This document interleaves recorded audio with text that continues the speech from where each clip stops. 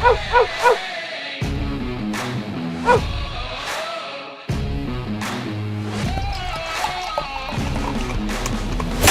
to another edition of the Dogger Pass Podcast. This for UFC 285. This episode of the Dogger Pass Podcast and all episodes of the Dogger Pass Podcast are brought to you by Prize Picks. Use promo code DOP when making a new account to get a match up to $100 on your first deposit. Producer Megan on the sticks, Cody Saftic on the line. Somebody actually, they sent a DM to like the Dogger Pass account and they asked, what does Megan on the sticks mean? It's like old TV for behind the camera. The cameras are on sticks in this studio. It's something I picked up, I think, from Morency there, Cody, when we used to work with him. I think he used to say that. Crazy Gabe. Crazy Gabe. Love Gabe. But great card we got this week. Looking forward to it. By the way, great call on Brendan Allen. Not that you called him to win by submission, but like I should have definitely, when Cody likes underdogs in spots, pay very, very close attention. I feel like I missed an opportunity by not tailing you on that one. Yeah, you know what? That one probably would have otherwise flown under the radar, only it got elevated to main event status. So I think people at the end of the night were like, oh, I want to lay some money down on whatever the last fight is. And so they went with Brandon Allen. And yeah, he looked good. I think it's a part of him. And we mentioned this on every other show, pretty much every show, I should say. If you're young, 26, 27, 28 years old, like you're probably getting better. He's at a great gym. He's continuously making improvements. Andre Muniz, very one-dimensional. And that one dimension, similar to Vieira, who you saw get submitted by Floppy Hernandez, last year.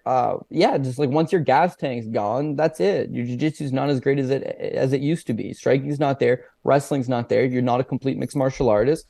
One of these young lions is going to pick you off. So, yeah, last week we're just like a split decision away from hitting the PRP, right? Charles Johnson. I actually thought Ode Osborne won the fight, but it was the slightest of margins, man. 1-1 going into the third. I thought Charles Johnson gave it up in the last minute or so with the takedown and like that last forward pressure, but all the same, like so close. And then the week before, off by one fight as well. Hedged out, though, so that was good times. We're knocking on the door, man. I'm not saying we're going to get a PRP on this card. I'm saying feels like the groove's back on, and we're just going to let the good times roll. So as you mentioned, solid offering. We've been kind of complaining about the last 2 weeks, soft cards, and the results have been there. Now we got a mega card. Mm-hmm. I'm probably going to get slaughtered, but I got you to talk to me through it. So let's jump into it. I mean, these mega cards tend to be sharper. Like the lines tend to be sharper. It's like somebody like you who does the research and has a good keen eye, you're able to kind of exploit some of those lesser known kind of cards. The market, people know these people. Like if you're into MMA, you're aware of the vast majority of the fighters competing at UFC 285. So without further ado, let's get into the action. We got Jon Bones Jones taking on Ciryl Gane for the vacant heavyweight title of the world. Jon Jones, a minus 160 favorite. Ciryl Gane can be had for plus 140. Cody Saftic, take it away. Yeah, this is a fight that you're going to probably wait until weigh-ins before you fully lock it in. Like I see the arguments online. People are either really heavy on Jon Jones or they're really heavy on Ciryl Gane. But the realistic nature of this one is it's going to be a close fight. It should be a close fight. Both guys got merit, and you really do want to see heavyweight Jon Jones on the scale before you really pull the trigger on anything. Like, what's he going to come in at? 240, mid 240s range, 250s? Is he going to be jacked up? Is he going to be soft looking? Is he going to have that look in his eye? It's been off for so long. Like, there's just so many question marks. So how do you break down a fight like this, right? Well, there's the narrative side of it, and then there's the stylistical nature of it. So let's talk about the narrative side of it. The narrative side of it is, why would you bet Jon Jones in this day and age? First of all, first fight in over 3 years, okay? Hadn't been particularly active before that. And look at the results, Paul. The results are not there. Alexander Gustafsson completely washed. They smoked him. But Gustafsson washed. You know, his career after that Jon Jones rematch, terrible, okay? The Anthony Smith fight, I'm shocked that Anthony Smith was able to go 5 rounds with what is apparently the GOAT. Not that he was overly competitive, but Jones just looks super disinterested. Beats Anthony Smith, who's probably gone on the best run post Jon Jones of anybody in the last number of years. Cormier, an elite talent, kind of retired after that Jones encounter. Went to heavyweight, won the title, but that was his end at light heavyweight anyways. Thiago Santos squeaks out a split decision in him in a fight that he pretty much doesn't engage him, in a fight that Thiago Santos blew out both of his knees and somehow still convinced one of the 2 judges that he'd won the thing. He looked super disinterested. He sits out at bay. He does the same old Jon Jones stuff. For the record, Thiago Santos, post Jon Jones fight, the results haven't been there for them. And then finally, Dominic Reyes' last time out. I bet Dominic Reyes' last time out. We talked about it on the show. I thought, you know what? Jon Jones looks like he's primed for the taking. Like somebody is going to beat him. It's right there for the taking. Why not Dominic Reyes? And I don't know. He lost the fight. Close fight. Some people thought he won. A bunch of people thought he won.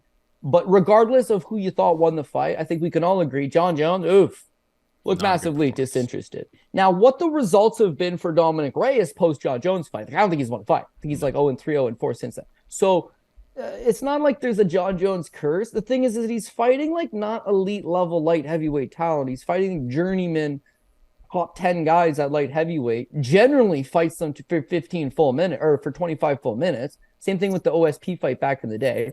Shows up disinterested, shows up looking soft after these long layoffs.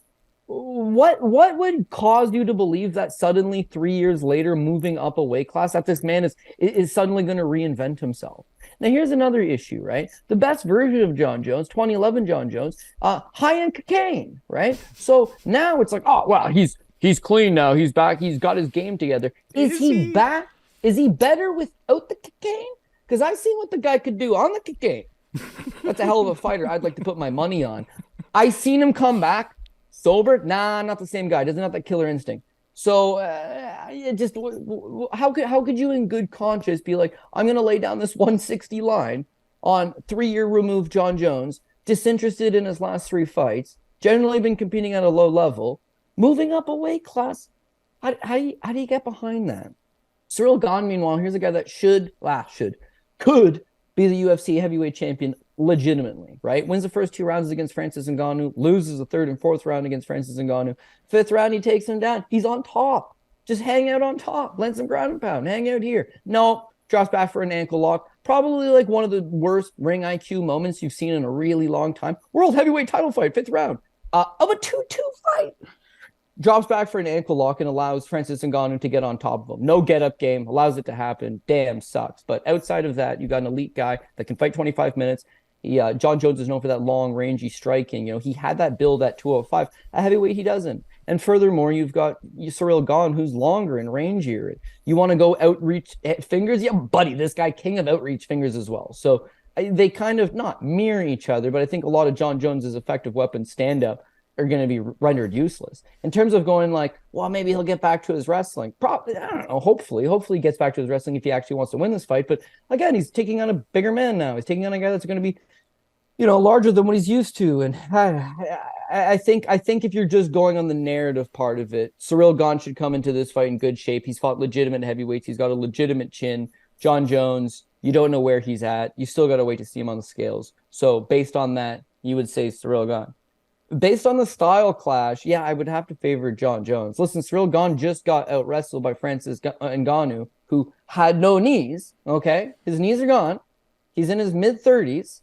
He has never wrestled prior. His whole style is swang and bang. And it's not even like he's a good technical striker. He's just a really strong guy that swangs and bang with very little technique. And yet suddenly the guy just transforms into Jordan Burroughs in the 3rd, 4th, and 5th round of a fight that he's losing, right? On no knees.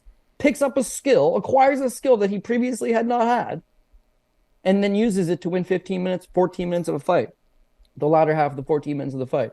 So that's extremely problematic for Ciryl Gane. Like, nobody else has really gone in there with the game plan of take this guy down and smash him, but that's the game plan. The guy comes from a Muay Thai background. The guy was a late starter to MMA. He's fought mostly strikers. You can 100% exploit him on the ground. Now, for Jon Jones, well, how is he going to get him to the ground? Well, listen, at his best, on cocaine, takes this fight down to the ground, no problem. He's got elite wrestling. He took down Daniel Cormier. People will say, well, Cormier was 205 for that fight, went to heavyweight later. Here's the thing. Ciryl Gane's only a 240 heavyweight himself, so he's a small heavyweight. Whereas if Daniel Cormier cut to 205, right, and leaned on the towel, what do you think he got into the cage the next day at? Probably closer to 230. So there's no real difference between a small heavyweight and a ballooned back up dehydrated 205er. So Jon Jones can get deep on the hip, get him up against the cage, take this fight to the ground. Once he's on top, very few guys get Jon Jones off of him. He's had 3 years to work on his overall grappling. I think he realized at 205 didn't really have any finishing power stand-up wise. At heavyweight, Everybody's got a lot more power. Everyone's got a lot more danger with them. So why go up a heavyweight weight class and decide I'm going to stand with these guys for 25 minutes from range like I was doing at 205? That can't be part of the game plan. He needs to bulk up, get back to his grappling, get back to his wrestling, penetrate in on Gane, take him down, and do exactly that. In terms of knocking him out, because it's MMA and it could happen to anybody, he's got a really good chin. You can't take that away from him. Mm-hmm. And Gane, again, not like the biggest power puncher for a big man. So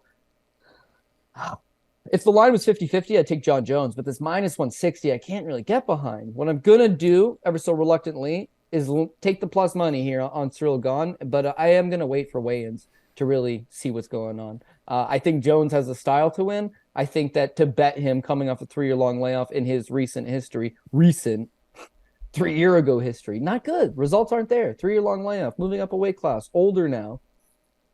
Right? Does any of this inspire confidence? No. And then just as you go to pull the trigger on Gane, he releases his own interview where he's like, yeah, I'm real lazy. It's like, he's calling himself lazy, right? Did he suddenly become an excellent wrestler and defend so he can defend? No. He just got dominated on the ground by Francis Ngannou of all people.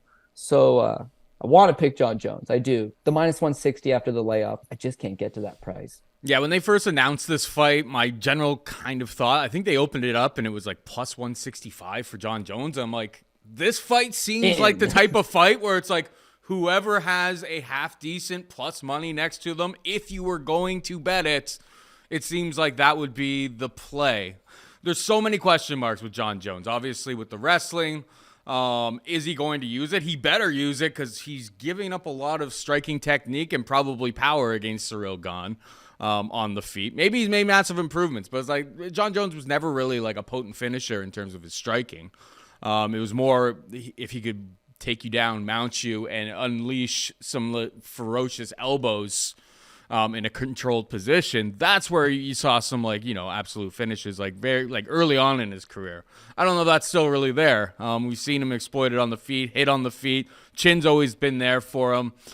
He better have his wrestling singlet on. At minus 160, minus 170, I see some of the markets continuing to move towards Jon Jones. I can't bet that. It's a total stay away from me. If we're just calling it picks, if we're making picks, I'm going to pick Jon Jones because at the end of the day, I love Frankie Murder. I still think that, both of these guys would have had to fight Frankie Murder to be considered the best heavyweight in the world because that's the real champion, but it's a business, and they're not willing to pay him, so life moves on. But the fact that Frankie Murder on a bum knee was able to take down Gane 4 times, it's not very awe-inspiring. I can kind of understand why Jon Jones would go off as a favorite, but with all the question marks around him, I can't pull the trigger on actually betting him at minus 170, which is it's moving to right now. Jon Jones is the pick. To stay away from a betting perspective for me. Yeah, if you looked at the other 3 elite heavyweights, I suppose, and it's Jon Jones could fight Stipe Miocic. I think he could beat Stipe because Miocic is not really a power puncher, whereas Gane is not a power puncher. Francis versus Jones, that was the fight to make, man, because if Jones wants to fight for 25 minutes, it's he's got a massive problem on his hands for 25 minutes every time this fight ends up in a vertical position, right? So with Francis, my issue is if he drops 3 rounds, let's say he drops the first 3, would you live bet him knowing that, maybe he's going to win the last 2? No, because he's probably not going to knock Jones out in those last 2. Then again, Jones' 3-year-long layoff moved up to heavyweight. He could be keeled over. I don't think so. He is. That's the last thing. Well, let's move on from this fight. But Jones is not the GOAT, not my GOAT. But I think in anybody's discussion, he should be top 3. Yeah. It's Khabib or Georges St. Pierre. Or had the guy not had a couple steroid tests, probably Jon Jones. He's in the discussion, and that means something on its own, right? So, an excellent talent, but, everybody's time comes and goes. Although George versus Bisping, I took Bisping, Paul takes George. He's like, Cody, you are an idiot. Why would you take Michael Bisping? Paul, George hasn't fought in 3+ years. His last fight, he looked absolutely pedestrian against Johnny Hendricks, who smacked him up all over the ring and caused him to retire. Bisping's way bigger than him. He's a heavy hitter. He's the current middleweight champion, if you can believe that. And was real wrong about that one. Paul Shaughnessy, real right. Georges St. Pierre smacked the shit out of him. So there's something to be said about greatness, right? And Jones does have greatness. I tried betting against him a few times, lost every single time. So what can you do? And actually, and having, for George, it was like he was exhausted with the game. So maybe for Jon Jones, that's a good thing for him as well. Like having a little bit of time off, get his life in order. I mean, I'm half expecting like Jon Jones ran over like a pregnant lady with his Hummer this weekend, or like before, like on the way to the weigh-ins, he did something stupid. Like I mean, Jon Jones has screwed up so many times. He's given away 3 years of some of his best money-making years that these would have been right now for all of the mistakes that he's made. Cost himself a fortune, I would have to imagine, over the last 3 years of being away from the sport. But the guy's been, I mean, he's the greatest light heavyweight without it's not even remotely close, right? He is, frankly, undefeated. Like, the Matt Hamill fight is... I mean, poor Matt Hamill got out. It's a stupid rule that should probably be removed, to be perfectly honest, from MMA. He's incredible. Maybe 3 years off, getting all of his his ducks in a row. Maybe he'll be better than ever. It's a big ask, but he's at least taken enough time off to put. Like we always worry. We've talked about it before with light heavyweights that are moving up to heavyweight, and it's just like, are you just going to be putting on muscle, or are you putting on fat? It's like he's had 3 years to put on significant size, significant muscle for this frame. But until the weigh-ins, we won't really know exactly how he matches up. But yeah, interesting enough, the biggest advantage he used to have at heavyweight or at light heavyweight was 84-inch reach. He could just jab from distance, throw those long, spindly legs from distance. Like that was a huge advantage. Now he still has the reach advantage over Ciryl Gane, but it's only 3-inch reach advantage. He's got 84 to 81. So I mean, so many question marks. There's 14 fights on this card. I don't feel the need to actually rush to bet this because it's the main event. So yeah, Jones is the pick for me. Gane is the pick for you. I'm not going to be stunned either way how this plays out. But I feel like in the first 5 minutes of this fight, we're going to have a pretty good idea. So maybe a better live spot to really put money in play. All right, we got Valentina Shevchenko taking on Alexa Grasso. Valentina is a minus 700 favorite. Grasso can be had for plus 500. Cody? Yeah, so for the last 3, 4, maybe 5 years. Oh man, maybe even more. I've honestly thought that Valentina Shevchenko possibly unbeatable. And I say that because here's a girl that used to fight at 135, fought Amanda Nunes twice, and both times extremely competitive. Maybe almost won one time, but she was that competitive up a weight class against the Lady Goat. Can't take nothing away from Valentina Shevchenko. Now that she moves down to 125, who is going to step to this girl? The 35 and 45 pound champ? Nah, she can't make 125. Who is going to step to this girl? Nobody, just like the Leon's commercial. So, yeah, you pick her every time. Crazy odds, pick her every time. I finally have now come to the belief she's about to lose. Thing is, not this Saturday, but Tatiana Suarez or Erin Blanchfield, I think they're going to take her out. The key here for beating Valentina Shevchenko is the wrestling. You got to out-wrestle her. If you want to stand up, if you just want to strictly stand with her, you need to be an elite level striker. Elite. Some of the best. If you were of that caliber of striker, means your grappling's probably not that good. Because how could you have that good of striking and still be at the level of Valentina Shevchenko? That's what makes her so good, is she's extremely well-rounded. She can do it all. But she hasn't really faced one of those smothering wrestlers that will be able to take her down. She took on Jennifer Maia. She gave up a takedown in the first round, lost the first round to Jennifer Maia, a non-wrestler who basically just fell on top of her. Bad look. But not exploitable quite yet, right? Level of competition not quite there. You see in that last fight against Taylor Santos, taken down 3 times, a lot more trouble. Argument that she lost that fight? I don't think so, but argument certainly there. The grappling would be the area to exploit her. Now, Tatiana has mentioned she wants to fight Rose Namajunas and she wants to bounce around weight classes. That's fine. On one hand, she's got the wrestling on paper to make things difficult, but more so than that Blanchfield. Erin Blanchfield looked the other day like she's going to be a real problem. Stand-up's obviously improving, but she's just so young. Her wrestling's solid. Her grappling's solid. Her cardio's solid.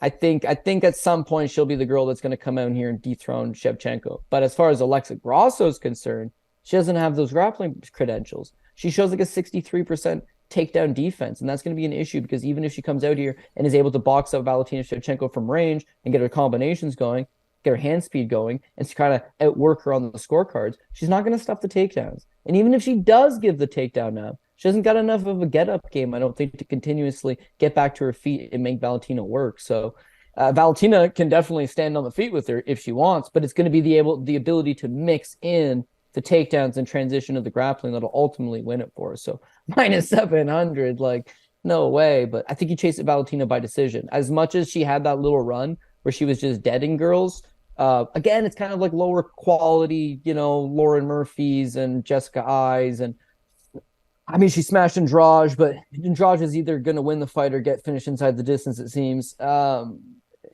I feel like Grasso will be able to be competitive standing, give up takedowns, hold on off her back, kill time off the clock, probably goes 25, probably Valentina by decision. But minus 700 money line, can't do much with it. No. Would parlay it, wouldn't put it at the top, even though it's huge. Women's MMA, Pat Mayo will tell you that first and foremost, and he's not wrong. So she looks like she's ripe for the taking. I just don't think Grasso has the style to do it. Somebody will do it in the near future, though. Yeah, I agree with pretty much everything that you just said there. What I've been considering is because Grasso's really worked on the grappling. I don't know if like Valentina's going to be able to take her down and sub her. I think that we've seen big time improvements from Alexa Grasso in the grappling department. Obviously, she pulled off a submission 2 fights back. She definitely is getting taken down. And, that happens. Against Viviane, she was taken down twice.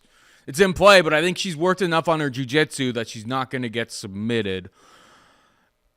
And because of how Shevchenko looked, I've been considering the over 4.5 rounds. It's like plus 120, plus 125, or even fight goes to decision instead of like Shevchenko by decision, which is like plus 200. So it's like if you're really, really passionate about Valentina Shevchenko, I'm not gonna fault you for taking it that way instead. But as a little bit of safety, I would probably lean to just taking the over, which you can get at plus money, which I think seems like a pretty solid bet. Alexa Grasso, outside of being subbed by Suarez, has never been finished in her career.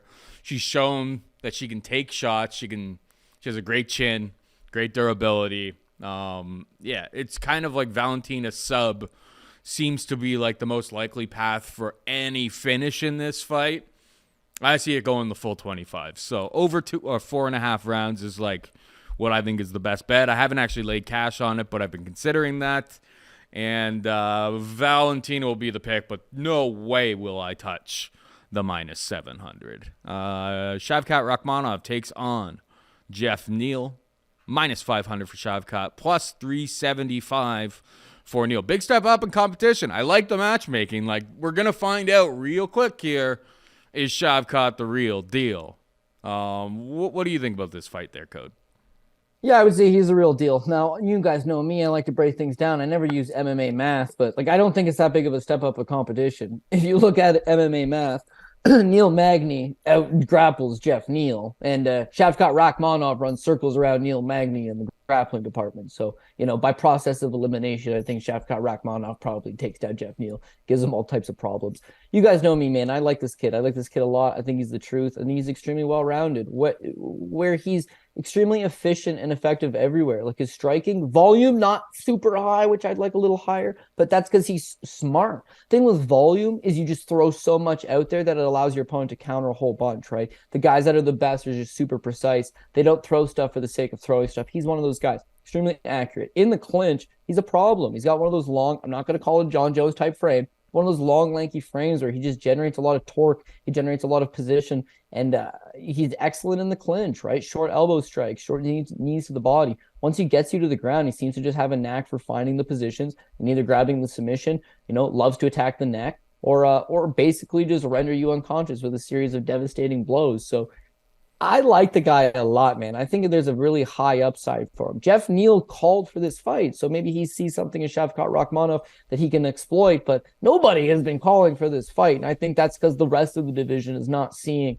those exact same holes. Geoff Neal, known as a banger, has that big power, right? Him and his best has an ability to knock out pretty much anybody. Knocked out Mike Perry with a head kick, and Pretty much Mike Perry's only good thing about him is you could smash him in the face with a frying pan and he'll live to tell the tale. So you know how good Neal could be. In his last fight with Vicente Luque, same thing, an absolute dog fight of a war, catches him clean and knocks him out in the third round. So if you're going to jump behind an underdog, you like those underdogs that have, big power, big submission game, intangible cardio, or they're just going to go for 15 minutes hard or something to their game. At least Neal has that power, but I don't think he has the grappling. And here's the biggest thing about him is if you look back to say like the Stephen Wonderboy Thompson fight or the Neil Magny fight, is that when he's not having his own way, he gets extremely down on himself. He gets very frustrated. In the Wonderboy fight, it's a 5-rounder. He walks back to his corner and he's just like, like it's over. And they're like, Neal, like shake up, man. Like we still got to fight this guy for a couple rounds. Like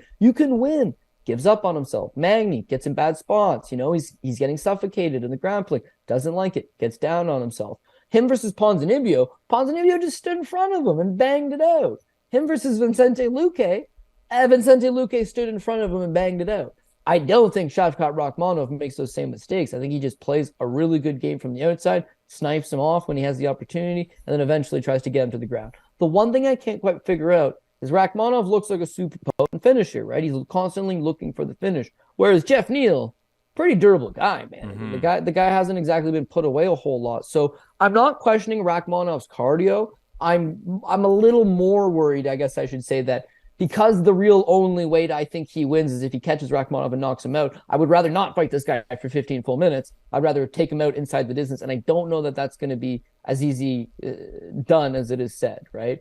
Yeah. So, the pick is definitely Shavkat Rakhmonov. He probably ends up on the top ticket, but I would like to try to get him to one stage below because there's no disrespect to Geoff Neal. I know what he's capable of. I just think Rakhmonov is, like I said, the truth.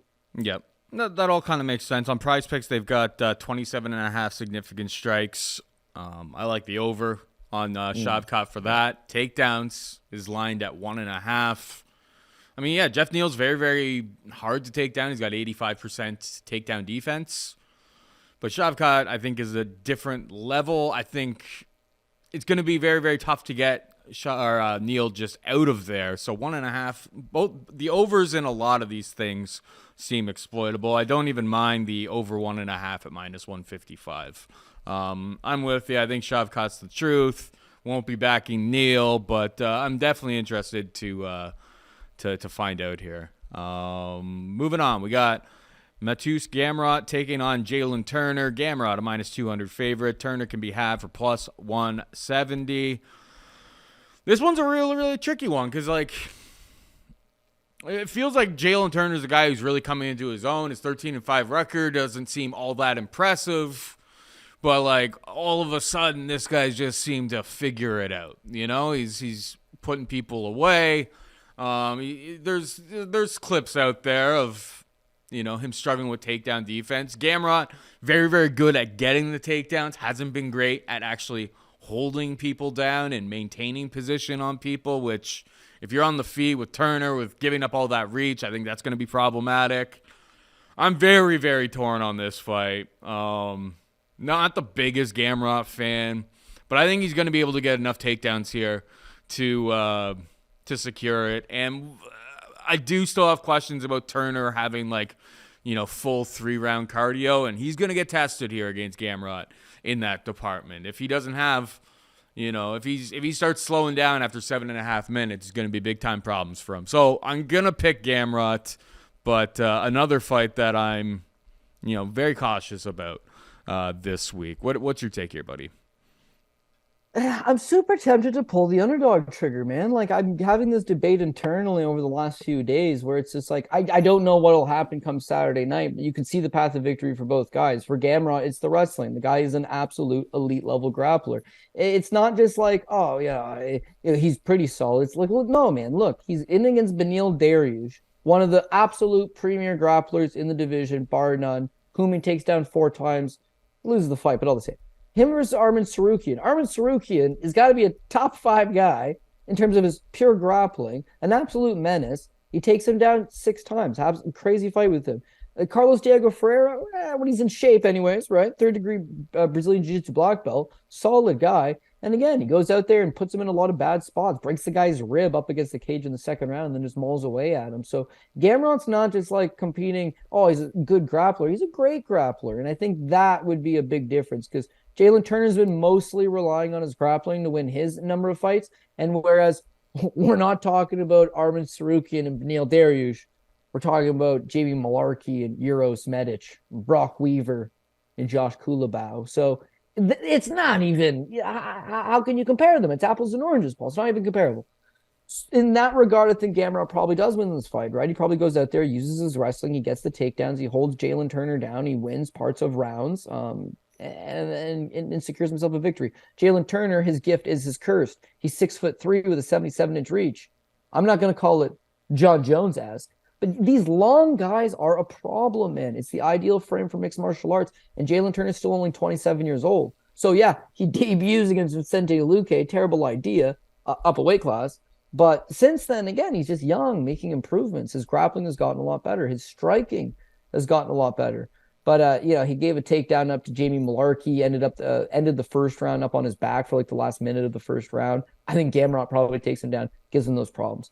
The reason why he's a live underdog, two reasons. One, when you're backing an underdog, what's the path to victory? I don't like backing these underdogs. I'm like, wow, he's screwed everywhere, right? Puncher's chance, sure. Johan Lines has a puncher's chance, but he, skill-wise, his opponent has the advantage absolutely everywhere. So this is a spot where if Gamrot takes Jalin Turner down, I lose the fight. If he does not take Jalin Turner down, I can win this fight. Jalin Turner is long, rangy, as I mentioned, the 77-inch reach, throws a lot of volume, throws knees up the middle, lands eye-catching blows. And this is mixed martial arts judging we're talking about. So even if Gamrot gets 4, 5, 6 takedowns, if he's getting takedowns and he's just holding position, he can still lose the fight. Turner will throw elbows off his back. Turner will land the knees standing. Turner will try to throw the head kick. He should land those big shots as opposed to getting taken down and controlled. And if he can just keep this close, these are the spots where you get screwed on split decisions all the time. And it's just like, oh man, I can't believe the judges got it wrong. But you lose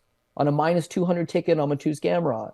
Even though Mateusz Gamrot has been in a bunch of fights that were razor thin. You want to go back over the list because it's like, your boy Kudashvili, he fought a bad game plan. You didn't take him down. He stood in front of him, allowed this guy that's gigantic to just tee off in spots. Lose to Guram Kudalits. The Diego Ferreira fight, I thought he lost the first round. It was a competitive first round before the rib popped out. The Arman Tsarukyan fight was a 5-round fight, not like he won all 5 rounds. A very extremely competitive fight against a young kid. And his last time against Neal Dariush, he won the first round. Then he fatigued, and then his wrestling stopped working because he was tired, and then he got beat up standing. So he probably wins. I'll probably take him. But if I do end up taking Jalin Turner this week, he'll be the PRP pick, and I'm just trying to chase one of those big underdogs I think will come through this week. Mm-hmm. But Gamrot just makes things tougher on himself. That's his biggest issue. He makes things tougher on himself, and I think Jalin Turner's young, getting better a lot quicker, and going to be a problem, right? So Gamrot's got to fight smart. Hundo P. All right, next up, we got Bo Nickal making his actual UFC after 2 times on Contender Series. Like we really had to run it back on Contender Series outside of selling Fight Pass subscriptions, but that's for a different discussion on a different day. Bo Nickal, minus 2,000. Obviously, his wrestling credentials are very well known. One of the greatest collegiate wrestlers in his weight division. Jamie Pickett can be had for plus 1,000. I mean, everyone is picking Bo Nickal. The question, Cody, if you're going to try to actually make money on this fight, is he going to get the sub, or do you think he tries to use his hands and show off that he's not a one-trick pony? Because he's been getting the sub, and he's been making it look so easy.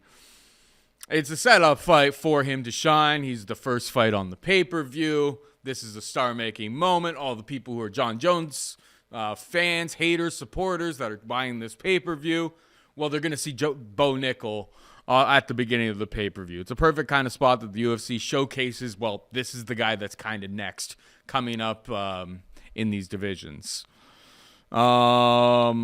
I saw originally when they first opened it up, it was like Bo Nickal plus 300 by knockout, and I was just like, and it was like almost minus 200 for him to win by submission. I was like, that seems a little bit wide because there's like, he may actually just show off some other skills that he's been working on.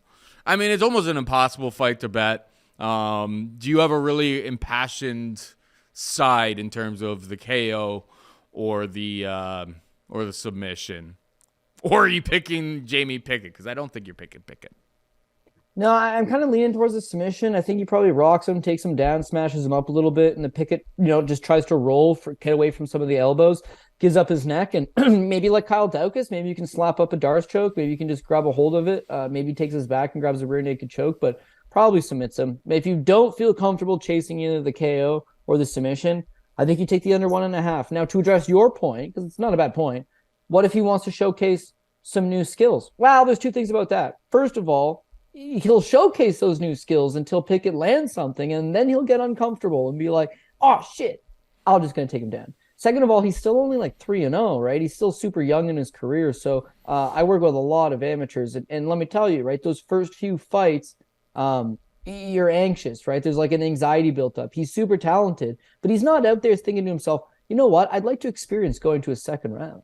You know what? I'd like to try to use my jab today. You know what? I'm going to try my southpaw stance. No, he just trucks everybody. Right? His amateur career, he trucked this David Connolly in 2 minutes and 2 seconds with the guillotine. Then he beat Billy Good in 56 seconds with a knockout. Then he turns pro, beating John Nolan 33 seconds with a knockout. Then he goes on the Contender Series where he beat Zachary Borrego in 1 minute and 2. And then he beats Donovan Beard in the second appearance on the Contender Series in 52 seconds. Nah, guys like that don't suddenly be like, I'm going to try to use my boxing from the outside, because like they only know the one gear. They're not super comfortable. They're getting pre-fight nerves. They're a little bit anxious. They get in there and they don't have a ton of cage experience or ring time. So eventually you'll see him decide, yeah, I'm going to use some of my boxing, just like Gregor Gillespie. Eventually the guy's going to start using some of that striking from the outside. Doesn't need to rely on his wrestling as much. But for the time being, if it's not broke, don't fix it. So as much as I think if he came out and said, guys, I'm not going to shoot in the first 10 seconds, I'm just going to go out there and box with Jamie Pickett, he's not going to have a sparring session boxing match with Jamie Pickett. He's going to bum rush Jamie Pickett and throw a series of shots standing. And if Pickett eats those shots, good on him. If he doesn't, then he'll drop right down to the double leg and take him down. He seems like a really smart guy, right? You don't get to the highest levels of wrestling. Well, I guess you could, right? Any great athlete could maybe not be smart, but this guy's a great athlete that seems really smart. He seems like he's pretty educated. He knows where he's at his best. And the thing with Jamie Pickett is if Jamie Pickett makes it to the 3rd or 4th or 5th minute, or even to the second round, it's going to be looked at as a loss. You are 14-1 favorite. You are way overmatched for this guy. People are legitimately making an argument, and it's not even that bad of an argument, that this guy could be competitive against Alex Pereira. So you need to go and smash Jamie Pickett in about 2 minutes. Like, that's kind of the expectation here. And I think he'll do exactly that. So under 1.5 for me. Fight doesn't get out of the first round. Bo Nickal inside the distance, however you want to approach it from that standpoint. Yeah, you would put Bo Nickal on your top ticket all day, but it's not going to add anything unless you want to make it a 3-fight top ticket. And you don't want to go 3-fight top tickets. Believe me, I've had bad luck in the past.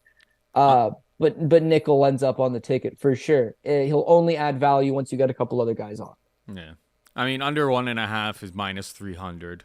Fight doesn't start round 2 is like minus 250.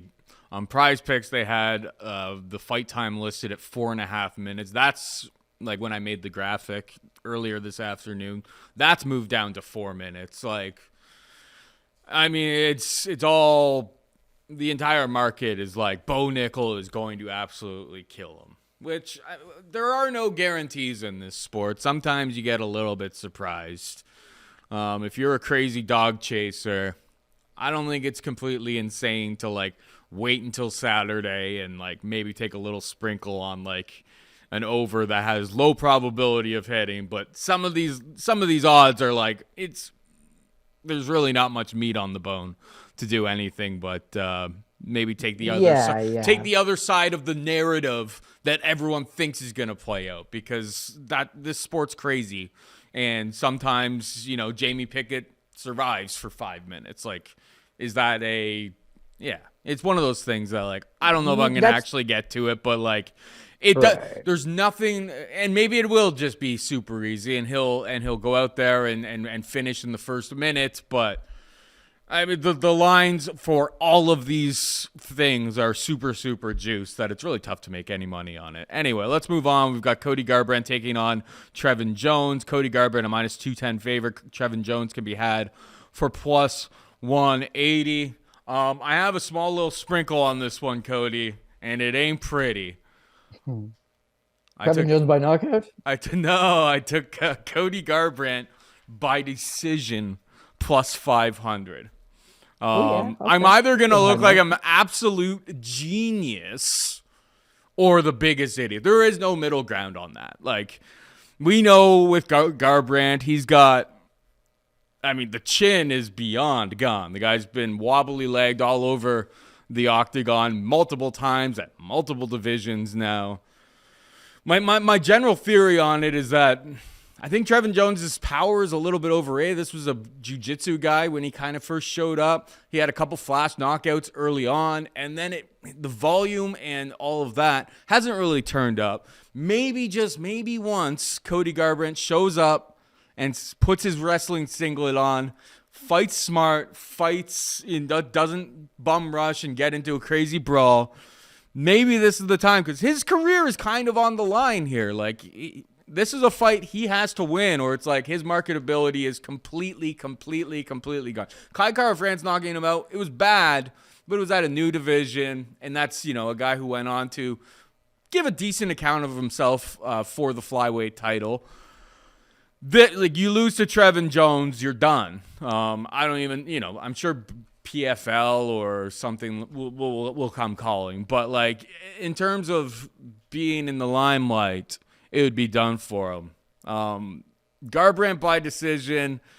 They're both not exactly the highest volume. Trevin Jones' volume has been very, very low. I feel like if this fight goes to decision, Garbrandt's very, very live to win. Hopefully he mixes in the wrestling, fights smart. These are a lot of ifs, but at plus 500, I was like, you know what?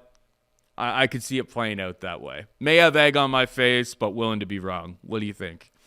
Yeah, I'm going to agree. Trevin Jones is an ideal candidate for somebody that could clip him and win by knockout and cash as an underdog and ruin some of your parlay tickets this weekend.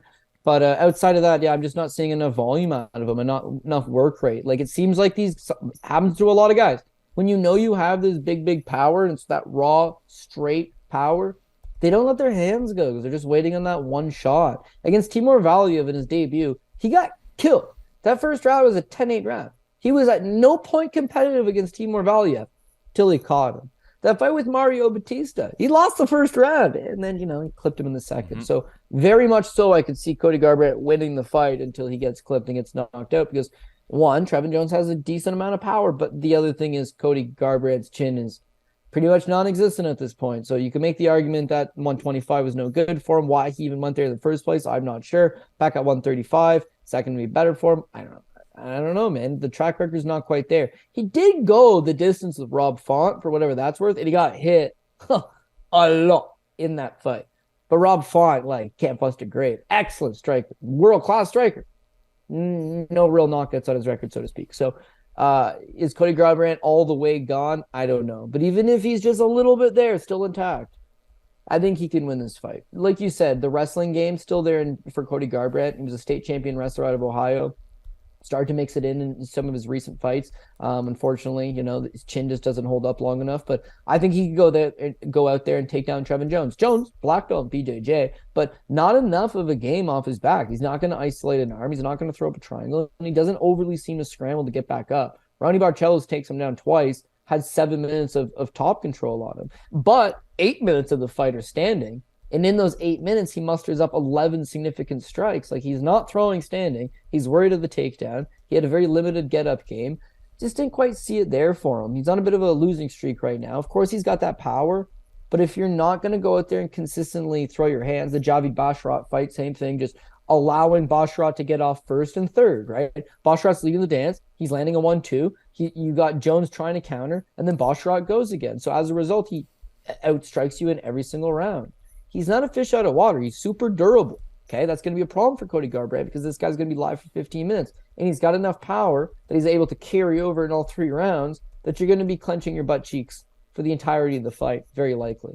But if you want to go based on the skill, Cody Garbrandt, better technical boxer, much better jab on him. He is faster. He's got better footwork. His wrestling game, if he gets into a bad spot, you can at least take him down, set him in guard, kill a few minutes off the clock. He's not 2017 dancing around Dominic Cruz, Cody Garbrandt anymore. But again, he's got the back class. He's fought at a higher level. He's given a better account of himself. He has the sharper skill set. And this very much is a do or die situation for him. So he's going to come in as prepared as he possibly can be. But it's just a dicey proposition to be betting on a guy that has a track record of taking shots that Cody Garbrandt does, right? Because he's had concussion issues dating back to like 5 or 6 years, right? So is this something that's going to get better as he gets older and has more sparring rounds in the gym and has more KO losses in the UFC and has more of these like general wear and tear mileage? No, none of this is good for him. But of course, if he loses this, he gets cut, and you'll probably see him in 4 to 6 months, probably on a BKFC fight card. And that's a risky proposition for these guys because their chin's gone and they're like, I'll beat this guy who's 8-16 as a pro boxer. But it's like, no, 8-16 guy's a pro boxer is going to come out, win mailing punches, and you just can't take the damage no more. So I think he wins this fight. He's got to mind his P's and Q's. I will take Cody Garbrandt. Furthermore, if you hadn't told me and hadn't mentioned anything about Cody Garbrandt by decision or anything like that, that is actually what I saw as well. I think because he knows his back's up against the wall, he can't get reckless. Mm-hmm. He can't get into a stance where it's like, oh, I'm landing on him, go in for the kill. Remember that Rafael Assunção fight? He actually lost the first round to Assunção, is losing the second round, and then just bites down on his mouthpiece and starts chucking with him. His fight with Pedro Munoz. He's beating Pedro Munoz, man. I bet Pedro, so don't worry. I'm really happy with the outcome. It's a head scratcher of you're beating him and then you're just like swang and bang in the pocket. I think the reason he did that is because the leg kicks compromised him and he realized, shit, I'm not going to be able to fight 15 minutes on this leg. Got to get it over with now. But Jones just doesn't have those weapons. He doesn't have the leg kick. He's got the power, sure. Doesn't set it up. Doesn't get the volume, doesn't get the leg kicks, doesn't cut the cage off. He's got durability to fight for 15 minutes and 15 minutes to land that big shot. That's what he's got going for him. Not bad. Live underdog this week, no doubt about it.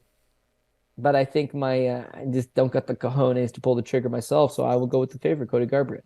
I will say that, like, at plus 500, I'm not going to hate myself for being wrong about it, but I think it's a good bet. You know what they say when you assume? You make an ass out of you and me. And we say that, Cody's going to... Well, like, we've been saying that for a while. It's like he knows he's chinny. He knows that he can't take punishment. And then he always goes into berserker mode. So, like, I am ready to lose. It's not going to be, like, it's not, like, too big of a problem. I kind of want to even put more on it, but, like, I'm hesitant because of the history that we have. With Cody Garbrandt post the Dominic Cruz fight. It's just been all downhill. Dricus Duplessis takes on Derek Brunson. Duplessis is a minus 230 favorite. Brunson can be had for plus 195. Brunson's had a bit of a career resurgence here. I was on him to win by submission against Darren Till, which was like I got like at 20-1, which was hindsight being 2020 was such an egregious line. I actually got like banned from that book after I hit that prop. They did not like me for that. But the guy's got wrestling. But at the end of the day, he's getting longer in the tooth. The striking's never really been all that dangerous, and the chin issues have always kind of been there. He had a nice little run. He had a nice little first round against Jared Cannonier, but once the damage started piling on, he got finished. I kind of expect him to maybe have some success here early, be able to take Dricus down. But Dricus has shown that even though it doesn't look like, technically very sound, he looks like a bit of a wild man. Guy's got power in his hands. He's got half decent submission, or at least like a guillotine. That's kind of dangerous as well. I think eventually he either bonks him or even crazier enough, maybe even finds a submission. Probably not the submission. But I think Dricus inside the distance is the play here if you're gonna go to the well. Derek Brunson's 39 years old. He's older than me. People know I'm washed. I think this is kind of like Dricus is on the way up. Brunson, I think we've seen the peak for him. And I'm expecting some L's for him down the line here. What's your thoughts? Yeah, it's crazy how harsh MMA fans can be. You got Derek Brunson, who's got UFC losses. These are his only time title challenger, Yoel Romero, former champion Robert Whittaker, former champion Anderson Silva, perennial top three. Like Jacare Souza was the top three guy for like 5 years, man. Never challenged for a title, but top guy. And then Israel Adesanya, former champion. And then his last fight, Jared Cannonier, former title challenger. And yet everyone was calling him, still calls him Derek Bumson. Like, he only loses to the best guys on the planet, man. Like world champions, top challengers. And yet there's something about him that would cause people to call him Bumson. He was written off. He was 2-4 in the UFC. It was like he's never going to make it. And then he goes on this wild winning streak. Like, that's what he's known for. Is kind of not reinventing himself. He kind of does the same thing over and over, but he's able to dig in there. Now, is that the blonde hair, right? Because blonde Bumson, way better than Derek Bumson. 100%. The guy digs deep when he needs to. But his same flaws have always been there. And Paul, I've known you for like 13 years. We've been watching Derek Brunson fights for about 12, 11 years. He's always done the same shit. Chin up in the air, bull rush it. And we've talked about it every time we've talked about one of his fights. Is he going to bum rush with his chin up in the air? Because it's going to leave him susceptible to getting caught. His cardio, not all that good. But goddamn, the guy can wrestle. Wrestled collegiately, but was also a collegiate cheerleader, right? Excellent athlete. Thing is, he's 39 years old now. So what he needs to do is rely on guys that have bad cardio, that are inexperienced. Those guys, he can take advantage of. So when you look at his list of wins, the late Elias Theodorou, shout out to him, wasn't going to do anything against Derek Brunson's game in particular. Ian Heinisch proved just to be absolutely faulty. Cardio wasn't quite there, not well-rounded at all. I don't want to say easy win, but not something that I think you're going to put a whole lot of emphasis on when you're looking at Brunson's record. His fight with Edmund Shabazian's just a kid. You didn't beat a man, you beat a bye. But he takes him down and he smashes on him. That's fine. The kid was inexperienced in that element. Same thing with Kevin Holland. He can't wrestle. Kevin Holland, by the way, almost knocked him out on a few occasions. The Darren Till fight. Darren Till can't wrestle. By the way, Darren Till had a couple of opportunities to knock him out. He does not look good standing at all. His cardio does not look good at all. What he does have is an ability to take you down if you cannot wrestle. Now, Dricus' cardio, when you look at tape, it looks like it could be faulty. And his wrestling, it looks like, it's just really raw more than technique. But the guy's just so strong, man. He's unbelievably strong. So here's the problem, okay? He is going to exert everything he has trying to drown you. And you're going to exert everything you have trying to keep your head above water, okay? And then when you guys are both completely gassed, it becomes a dogfight. Brunson does not thrive in those situations. No. Does not. He gets hands low, his chin's up in the air, he gets shooting desperate shots from the outside. And Dricus, meanwhile, thrives probably at his best when you guys are both tired and he can come forward and just land those bombs on you. Because when you're both fresh, you might get out of the way. But when you're tired, he's pretty much got you where he wants. He's an all-action, exciting guy. Brunson needs to take advantage of that and clip him coming in, intercept him coming in. But he's kind of removed from his bum rushing, knocking you out in the first round days. He's kind of settled into just trying to take you down and hold you down for the most part. So it's similar to the Jared Cannonier fight. He'd probably have some success early. He might be able to wrestle a little bit and land from the outside a little bit early. This thing's going to keep going. As it keeps going, he's going to get intercepted and caught with something. Last thing is that Brunson is a guy that has that wrestling, sure, but he's a freak athlete, dude. The guy's a freak athlete. That is kind of one of his biggest weapons. But at 39, you saw the Jared Cannonier fight. He's slowing down. And so when you're really, really fast, but you got your chin up in the air, you can still jump side to side. But when you start to slow down and you have your chin way up in the air, you're going to get caught. I think Dricus catches him. So do Plessis inside the distance. All right, move. Yeah, and that inside the distance is like minus 110 in a couple spots right now. I really like that play. You can get more on like the knockout, but I think I would, because he has that guillotine potential, maybe it gets dirty, grimy late in the fight. I'd play it a little safer and take the inside the distance on Dricus. Amanda Ribas takes on Viviane Araujo, minus 125. Ribas, plus 105. Araujo, who you got here, buddy? I'm going to go with Viviane Araujo, actually. It's basically a pick'em type fight. I get it. But I just think that her takedown defense is probably good enough to keep the fight standing. And if she does keep the fight standing, she should be able to box her up, land some good shots. I've actually always been a fan of her. The thing is that you see in pretty much all of her fights, wins or losses, Her cardio is no good. Just constantly gasses out. Her fight with Talita Bernardo, she's fine, I guess. But against Alexis Davis, she lost the third round against Alexis Davis. Against Jessica I, she lost the fight altogether by gassing out. Lost to Jessica I. Bad look, bad look. Montana De La Rosa wins the first 2 rounds easy. Cooked, gassed in the third round, loses the third round to Montana De La Rosa. Roxanne Modafferi's a layup. Kaylin Chikagian danced around her, right? I can't say that she was overly tired, but just, couldn't catch up to her, right? Try to conserve too much. I don't know. The Andrea Lee fight, I thought she didn't look great. It's that last fight with Alexa Grasso. I know that she lost, but it was 5 rounds, man. She went 5 rounds and actually looked pretty competitive throughout. She didn't look like she was tiring out. She looked like she was building on it, getting better. She had a couple takedowns. She landed well over 100 significant strikes. That's like a heavy work rate fight for 25 minutes.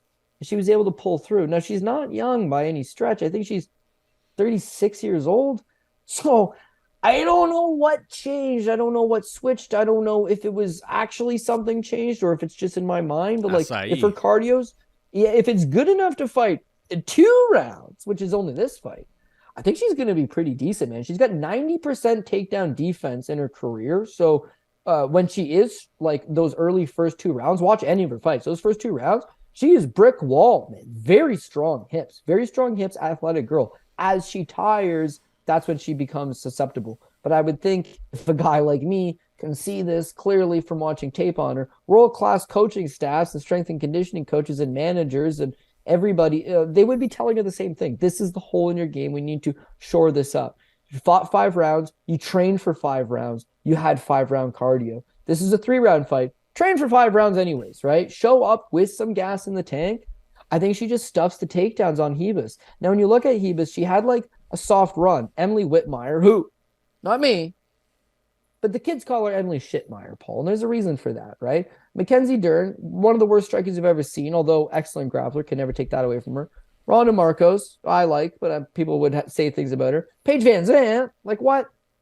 So they built her up to look good, but I don't know that the substance is necessarily there. She beat a lot of girls that were pretty. She beat a lot of girls that had, some hype that was maybe not deserved, but I didn't really see it. The Marina Rodriguez fight, she wins the first round with the takedown, and everybody that fights Marina Rodriguez tends to take her down. But first round takes her down, neutralizes her, looks okay. Second round, don't get that takedown, walks into a shot and knocked out. At 115 pounds, you don't really see that a whole lot.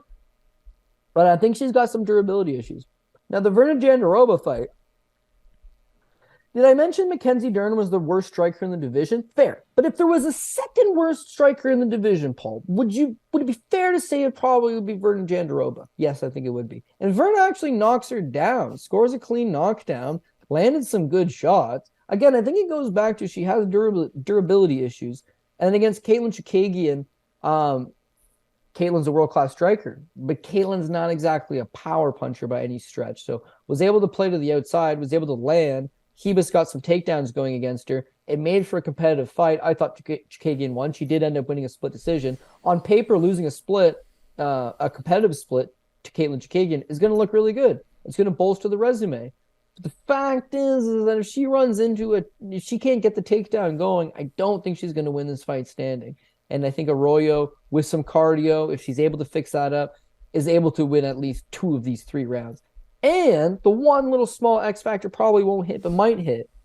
I think she could catch Ribas. I think she could catch her clean. Like Arroyo hits fairly hard, but fights durable women. And with Ribas, you see moments where it's like if she doesn't get the takedown going and she's forced to stand, she's hittable. And she doesn't wear a punch particularly well. So I don't feel great about it. Women's MMA 50-50 fight, very competitive. I think it will be competitive, but I think Arroyo could win this fight standing. I think she could catch her and knock her out. If the fight does hit the ground, just got to make sure you power back up ASAP and don't kill too much time off the clock. Yeah. I'm not gonna lie. Like on the Amanda Ribas versus Chookagian fight, I was on Chookagian by decision, and we talk about robberies and, oh my God, I can't believe I didn't get that decision. I kind of thought I got away with one there. Like, I thought Ribas was going to win that decision when it went to the scorecards. I felt very, very fortunate to win my Chookagian by decision bet. I'm gonna go with Ribas here. Extra time in this division, put on a little bit of muscle, get a little bit stronger. She's a lot younger. I thought being able to get 3 takedowns against Kagan, that was a good look. That's one of the best people in this division. Araujo is 35 years old. She's getting a little bit longer too. Best performance for her in her last time out against Grasso as well. So it's one of those fights that I think it's priced at -125 plus 105. I don't think I'm going to get to it from a betting perspective because I'm not going to be stunned either way. But for the purposes of the show, for the purposes of picks, I'll be picking Ribas. But yeah, not one that I feel like I can really attack and make money over the long term in this type of fight. I'm not going to be stunned if it goes either way. Marc-Andre Barriault takes on Julian Marquez. We got Power Bar taking on the Cuban Missile Crisis in 2 of the finest nicknames in the middleweight roster, I would say. Power Bar is a -150 favorite. The Cuban Missile Crisis can be had for plus 130. What do you think about this one, Code? Yeah, like if I can get plus money on pretty much most guys against Marc-Andre Barriault, and this is no disrespect to him, but he's going to fight at a 50-50 level. He's a 50-50 guy, right? He fights kind of to his opponent's strengths and weaknesses and can be exploited. So Marquez, original flop, I see plus money on him. I'm like, he's got a chance.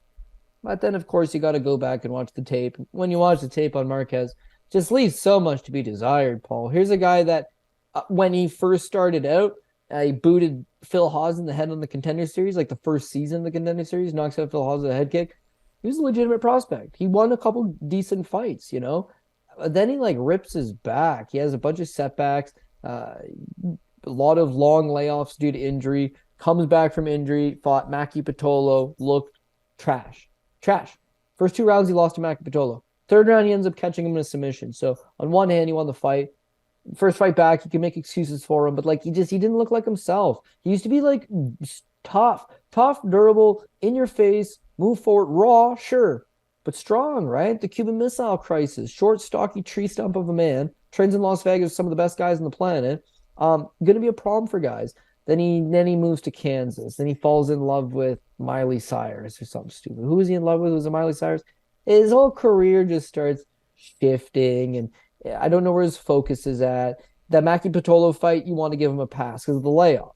The next fight against Sam Alvey, he wins second round submission, beats Sam Alvey, took some shots in that fight early. When he was young, he had that style of in your face, you hit me, I hit you. But now that he's come back, he kind of has not fixed up any of the defensive holes in his game, I don't think. He does not move. He does not defend himself particularly well. He doesn't keep his hands up particularly well. Footwork is lackluster.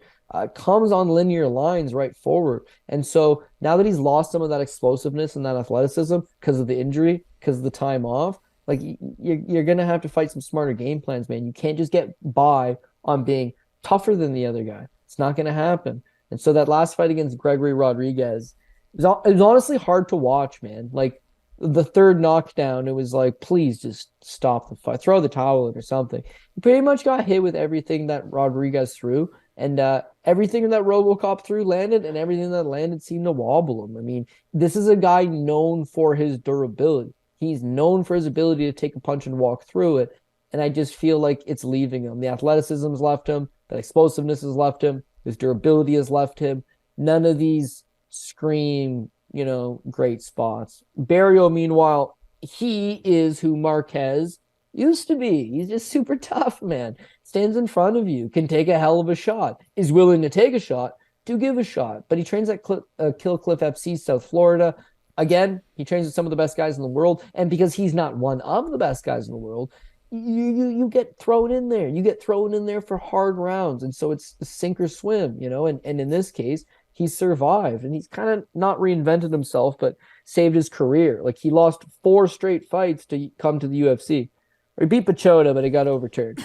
But then anyways, he beats Abu Aizatar. He beats Dolce Lungambula. Not great fights. Loses to Chidi and Jaquani in 16 seconds. Terrible. Beats Jordan Wright. Loses to Anthony Hernandez. He's proven to be serviceable. A gatekeeper type. A guy that's going to go out there and try to give it as good as he gets.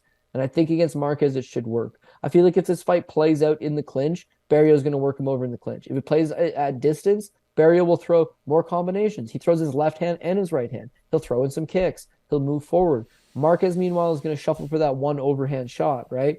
In terms of if the fight hit the ground, I think Marquez is indeed a better grappler than Marc-Andre Barriault. But taking him down is going to be a problem. The guy's got decent takedown defense. He's a big body, and he's particularly good when he's leaning off against the cage. So Marquez is going to either gas himself trying to take him down or not be able to take him down and get worked over on the feet. In both instances, I feel like Barriault probably wins. I would actually chalk this fight up to a dog or pass situation. There's not enough dog money there on Marquez, I don't think. So I end up taking Marc-Andre Barriault. Yeah, I'm going to take Marc-Andre Barriault too. I think it really comes down to volume if this fight stays standing, which I kind of expected to. I'm not sure Marquez has enough wrestling to really consistently take it down and utilize what I do perceive as a grappling advantage against Marc-Andre Barriault. Both guys had historically had some good durability. As we kind of move a little bit closer to this fight here, they've both been finished. It's been a little bit ugly. I wouldn't say either one of them are looking all that great in their careers right now.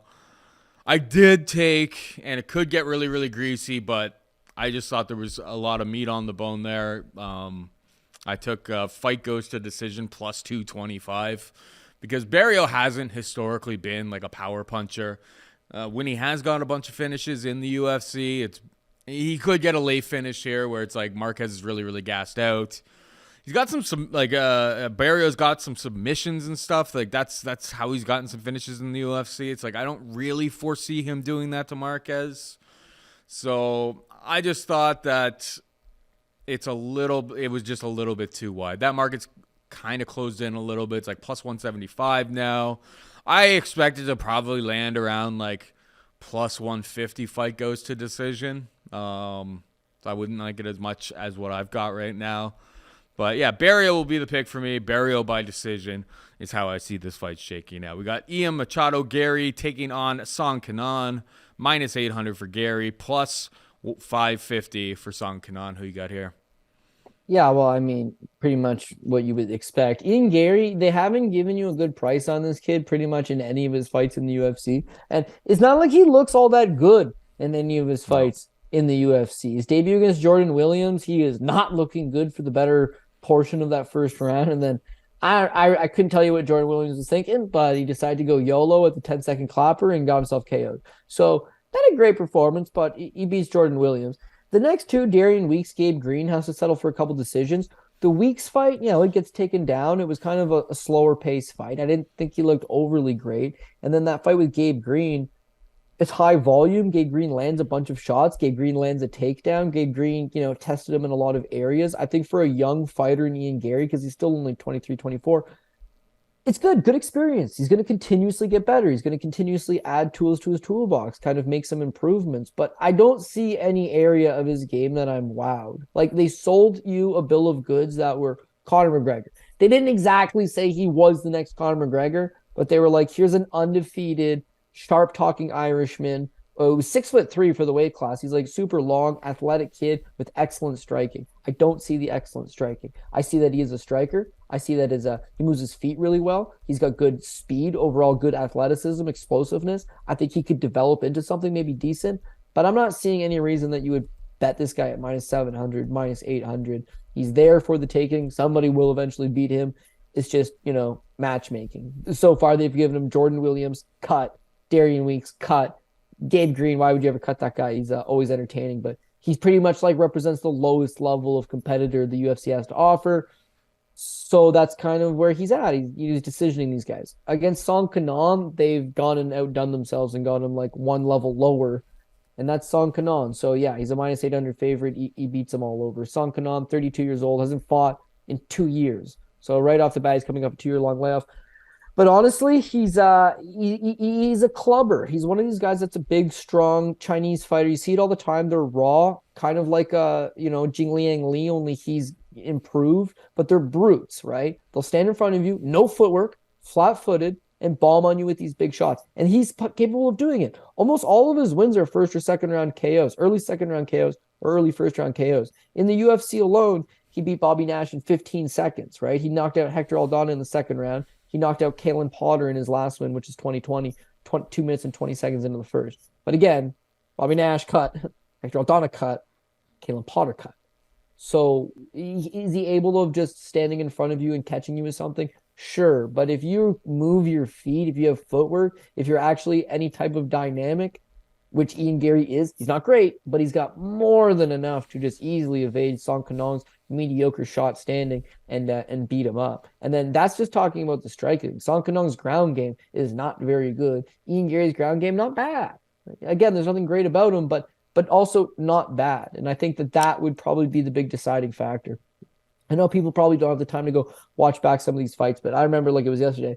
Song Kanong versus Derek Krantz, right? Derek Krantz owned him, right? He took him down with 3 takedowns, dominated him on the ground. The fight's in China, and they ended up giving it to Song Kanong. If you go to MMA decisions, a couple people scored it for Song Kanong. Vast majority scored it for Derek Krantz.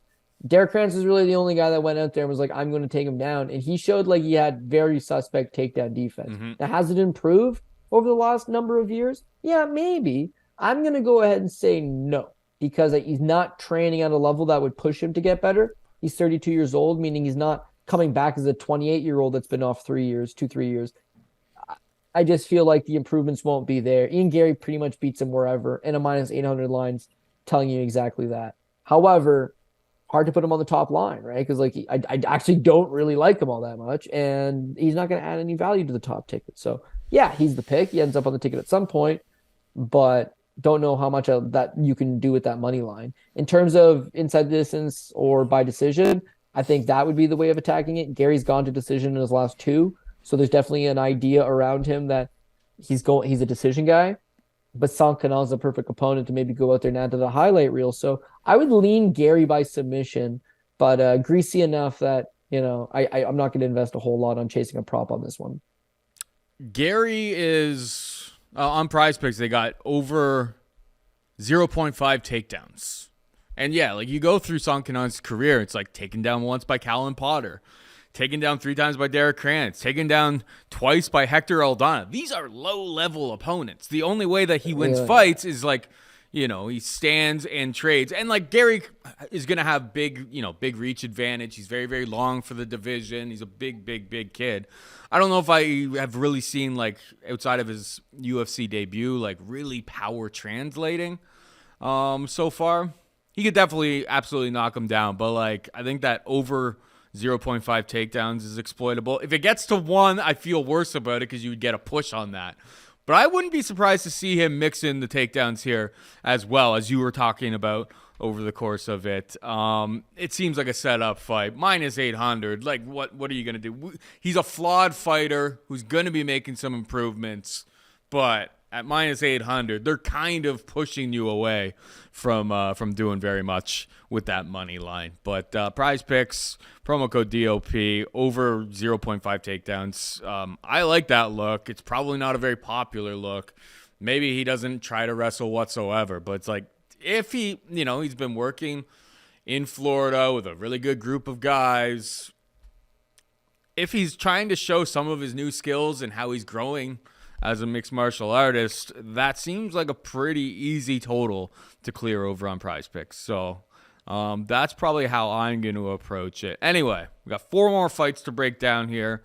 Let's pitter-patter. Let's get at her. We got Cameron Saaimon taking on Mana Martinez. Cameron Saaimon, a minus 300 favorite. Mana can be had for plus 250. Who you got? So we've talked about a couple guys on the card that if you were going to chase an underdog, sometimes it's good to have these guys with the big power. And Mana Martinez would be one of those guys. He seems to have a considerable amount of power in his hands, can throw from both sides. And with Cameron's Saaimon, he's reckless, man. Like, he's there to get hit. He's there to have a good time and party and entertain the fans. But like, if you're willingly going to allow your opponent to punch you in the face, you better hope that they're not one of these heavy hitter guys. My worry for him is that he's going to walk into the wrong guy. And Mana Martinez at this kind of plus money would be live to make it happen. Then you look at Mana Martinez and you're like, well, what would his last 3 fights really do to suggest that he has that big power? He did drop Ronnie Lawrence twice. I guess he had some big power there. But the Brandon Davis fight and the Guido Canetti fight, man, split decision wins, tired in both of them. The Kennedy fight, you could make the excuse for him that his head coach had passed away, so it was weighing heavy on his mind. But that last fight with Brandon Davis, like, what's the excuse there? But he's like, he still knocked Brandon Davis down twice, man. He knocks down his opponents in most of his fights. He knocks out his opponent in most of his wins. He's dangerous in that regard. So part of me is worried that Cameron Saaimon goes out there and is just going to try to win the volume game. I'm going to stay in this guy's face and I'm going to continuously throw. But as we talked about earlier, right? Shavkat Rakhmonov, one of the best guys in the world, right? What does he not do? You can't just keep throwing recklessly. You're going to get countered. Man is going to counter Saaimon. He's going to have opportunities to put him away. He's going to have opportunities to catch him clean. That would make him a live underdog. The reason I'm not going to go with him is I'm more of a volume-based guy. I hate just betting a guy on like puncher's chance, tons of power. Where was it against Guido Kenan?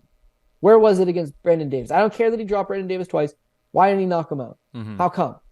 For a big power guy, right? So then I need the volume. I need the volume because the judges are looking at who's landing more shots.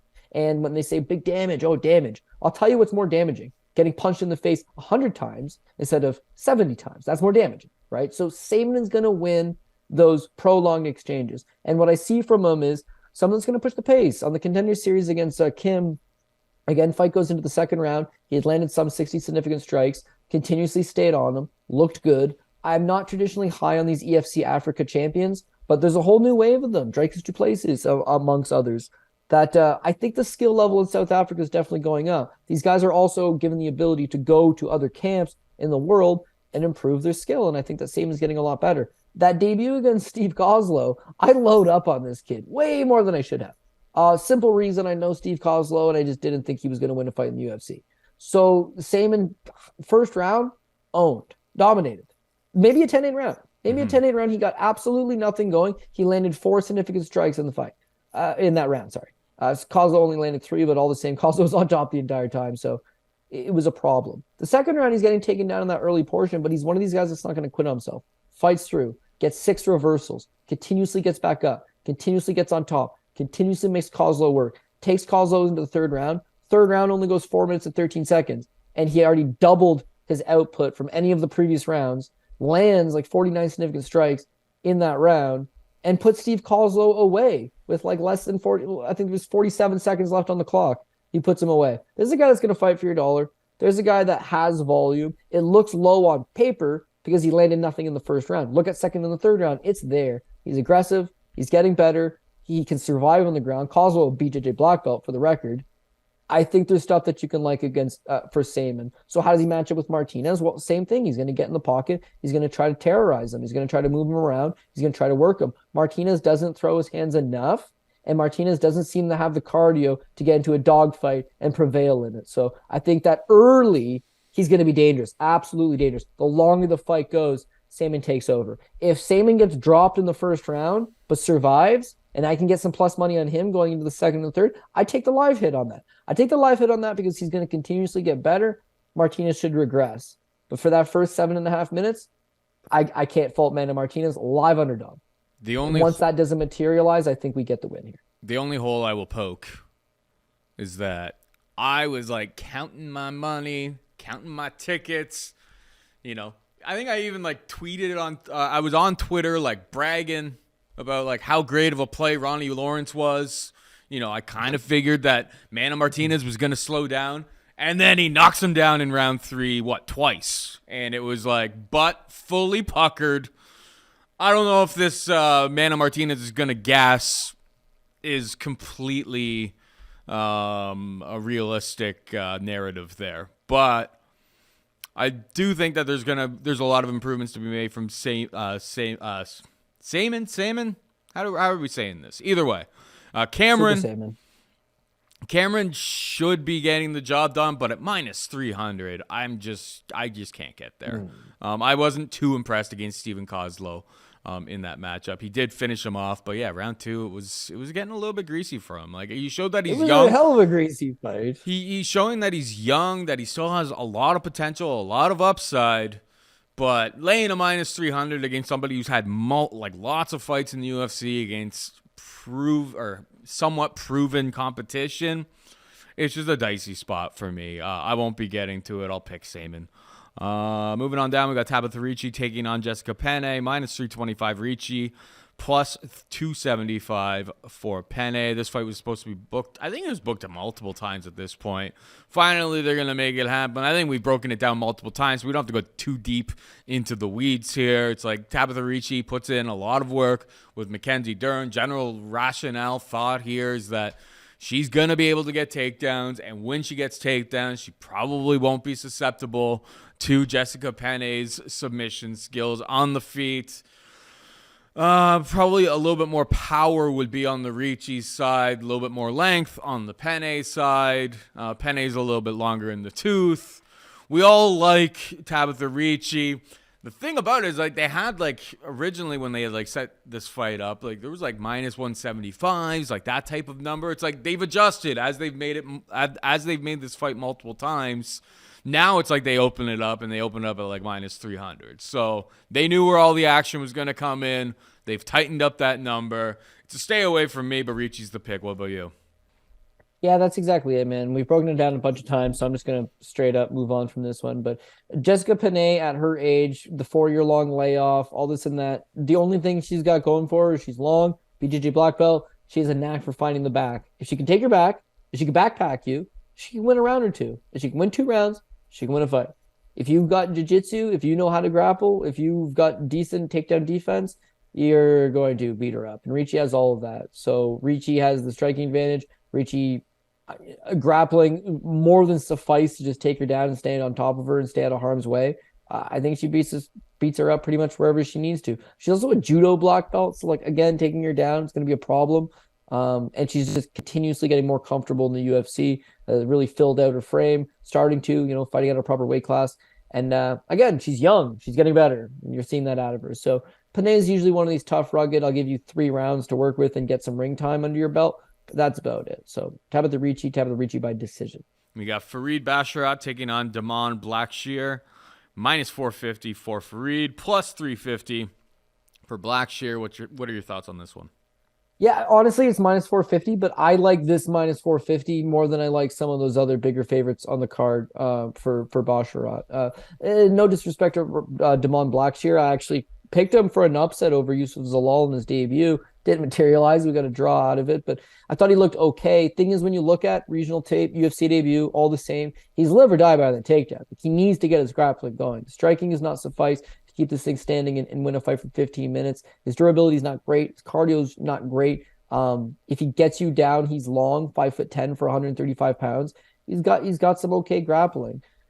The Yusuf Zalal fight, I don't know. I didn't think it was a 10-8 round, to be honest, in the third, but he got his ass kicked, won the first 2, tired out. He was on short notice, so you want to give him an excuse.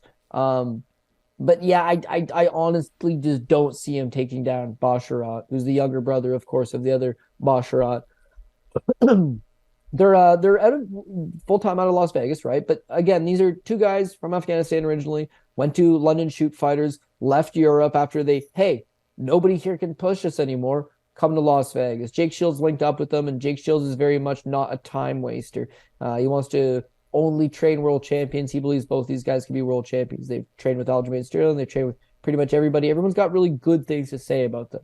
Outside of that, it's that they're both very well rounded. They can wrestle, they can strike. They're very efficient with their movements. And I would just feel like in the gym on a day-to-day basis, he's getting better looks than Damon Blackshear. He wrestles better guys, he grapples better guys, he strikes better guys. If Blackshear can't get the fight to the ground, he's done. He has no path of victory here. If he does get the fight to the ground, I still think Basharat probably gets back up. I think Basharat still neutralizes him. I think Basharat still takes him to those deeper rounds. And then once he tires, like he did against Zalal, there will be no 10-8. There will be a TKO. So Basharat, I get it, 450, no more meat on the bone.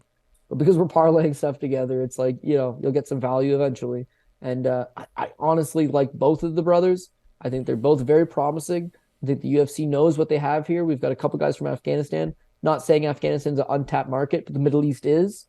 So, yeah, they're going to build the shit out of these kids. And this is the perfect fight to do that. So, I think he rolls them up here. I would like to say TKO, but just like Javid, sometimes he doesn't really go for the kill quite as much as he could. Like, I learned the my problem lesson. with being efficient, the problem with being efficient is you sometimes conserve a little bit. You sometimes pick your spots a little bit instead of just being reckless. So like I can see this being a decision, but I feel like he's going to inflict a lot of damage. Yeah, no, I learned my lesson last time with Basharat, with Javid Basharat. And I think even actually on Contender Series with no, I was fading the Greek back then. I think I was on Bagoso. But that had nothing to do. That had nothing to do with my own handicapping by any stretch of the imagination. Yeah. The concern I would have here is that going through Blackshear's career, he's never been finished. And yeah, the Basharat guys is just like, they're smart. They're trying to win the fight, but they don't necessarily have like, knockout power, lots of volume. They do have submission skills, but that seems to be Damon's best part of his game as well. I think Basharat wins, and the volume shouldn't even be remotely close. If Farid can avoid some submission attempts from Damon, I think he comes away here quite handedly. And training with his brother, I imagine that grappling's on point. So I think he's probably fairly priced at like minus 450. I'm not going to get to it myself. But yeah, no finishes on the record of Damon Blackshear. It's just like, I can understand why the over 2.5 is juiced to minus 170. Farid Basharat by decision in the prop market right now is minus 115, plus 100, plus 110 is like the best on market right now. That's not a bad look, I don't think, if you're looking to improve the price tag. I'll wait for weigh-ins before I actually jump in on anything like that, but if I was going to attack it, that's how I'd go about it. And finally, we've got Loic Radzhabov taking on Esteban Ribovic, minus 275 for the short notice Radzhabov, who you can remember from lots of PFL fights and stuff. Ribovic came off a Contender Series and had a first-round knockout. If you look through his Argentinian regional scene, it's a lot of first-round finishes, taking on Uber drivers from Argentina on really, really, really small-level cards. My biggest question here, Cody, is like, I really want, like, you look at Ribovic's record, and it's just like people just get finished. People got finished very, very early in his fights. He either finishes his opponents or, he's 11-0. He finishes most of his opponents very, very quickly. They've been very, very low level. This is a massive step up in competition, hence why he's probably an underdog for the first time in his career. Loic has dragged some guys to decision in PFL. It's one of those tough spots where it's like, I think there could be money to be made on the under 2.5 rounds at minus 135 here. But it's like, I don't have all of the answers. I don't have all of the information because I don't know if Esteban has, like, maybe he has 15 minutes cardio. Like, I haven't seen it actually play out. So I've been considering laying a big bet on the under 2.5 rounds, but it's like, I'm struggling to get to it because I don't really know. So probably something I'm going to wait for weigh-ins. Maybe if somebody seems to have a really, really tough cut, I'll finally pull the trigger. I'll pick Loic because I'll pick him, but yeah, minus 275 kind of scares me off. He did come in on short notice here to fill in for this fight. But yeah, I'm more interested in the under. I'm just kind of concerned. Maybe Esteban has 3-round cardio and I just don't know it. And this is, the under is kind of a trap type of situation. That would be my concern. What do you think here, bud? Honestly, it doesn't even matter if he has 3-round cardio. He's not knocking Loic Radzhabov out. Loic Radzhabov is like cast iron. He could gas out. I've seen him gas out a pile of times. But he'll be there until the end. So you got to make sure you don't go down 2 rounds to this guy first. And I just don't see that happening. He's not known for his cardio. Him being on short notice isn't great. If I knew that he had a full camp for this, I would be hammering Loic Radzhabov all day. He's a longtime PFL guy, and his style is, did you see Nurullo Aliyev last weekend? Like these Tajikistan guys, it's a former USSR satellite state. They fight pretty Russian, man. They are on you 100% all the time. No mercy, grind away, continuously go. If they're tired, they don't look to their corner and say, I want to weigh out. They realize family honor on the line, fight to the death, and they will do exactly what needs to be done. They will fight for your dollar. I do appreciate that out of him. He's fought world-class guys in PFL. It wasn't like he just fought for PFL. He'd fought Rashid Magomedov, who's dope. He got a win over Chris Wade, who's pretty solid. You can't take that away from him. A draw with Islam Mamedov, pretty solid. Fought Nathan Schultz twice. Fought Nathan Schultz, who's the former two-time $1 million man. The Alex Martinez fight. So the first time he looked trash. He struggled very much. He could get the takedowns. He couldn't hold the takedowns. So Martinez kept just getting back up and putting a beating on him stand-up. He looked tired. He looked sloppy. It looked like he was limited and people had figured him out. He ends up losing a split decision. They rematch. I bet him, of course. Or I bet Alex Martinez, of course. It's a rematch. And Loic, like, even though he's 31, I wouldn't say he's young. Just from fight to fight, and it's a quick turnaround time. Like, they fight 4 months later, and he had fought once in between, for the record, knocked out Ahmad Aliyev in like 26 seconds. The second time he fights Alex Martinez, it's like he shored up everything. He still took him down at will, but it's like there was nowhere for Martinez to go. He worked him over pretty solid, looked good, and then unfortunately loses to Rush Manfio, who, for the record, ends up making $1 million, right? So I feel like Loic fought the best guys in PFL as opposed to I was just competing for a B League organization. Esteban Rebic, he's not competing for a B League organization. Hell, he's not even competing for a C League organization. He's competing for a very low-level, poor Argentinian regional scene that has seen him pick up some wins, and his takedown defense hasn't necessarily been flawless. I've seen him getting taken down a few times. I've seen him put in some bad spots. Beyond that, he'll attack stuff that doesn't really work at the highest level, like triangle chokes. These are my favorite move, right? I love triangle chokes. When was the last time you seen a guy triangle choke somebody in the UFC, right? It just doesn't really work. And if you watch jiu-jitsu, not that it doesn't work, it just doesn't work at the highest level anymore, right? At least not consistently. When you watch jiu-jitsu, it's all heel hooks. But when you watch MMA, it's very few and far between heel hooks because you get punched in the face. So there's like a difference in the game. Ribas seems to attack stuff like Kimuras and stuff that you're allowing your opponent to posture up on you and smash you. But because these guys don't know what they're doing, you can get away with it.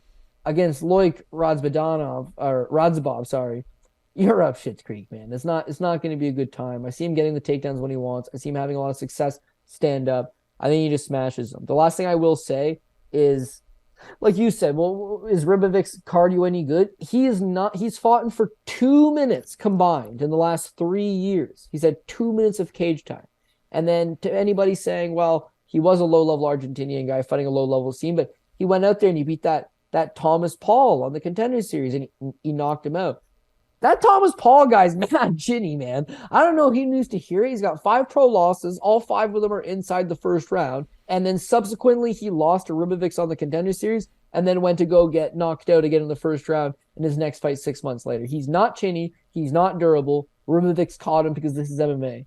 Loic Radzhabov, you're going to have to hit him with something miraculous, man, because the guy's going to be in your face and he's going to be a problem. So it's just a talent gap, right? It's a talent jump. It's hard to compete against one set of guys where you're by far the best. And when you walk into the gym every day, you are by far the best. And you've got 4 guys that you train with regularly, and none of them can hold a candle to you. How do you jump over to that next level, right? Loic has fought tough guys and given them all a hell of a tough task.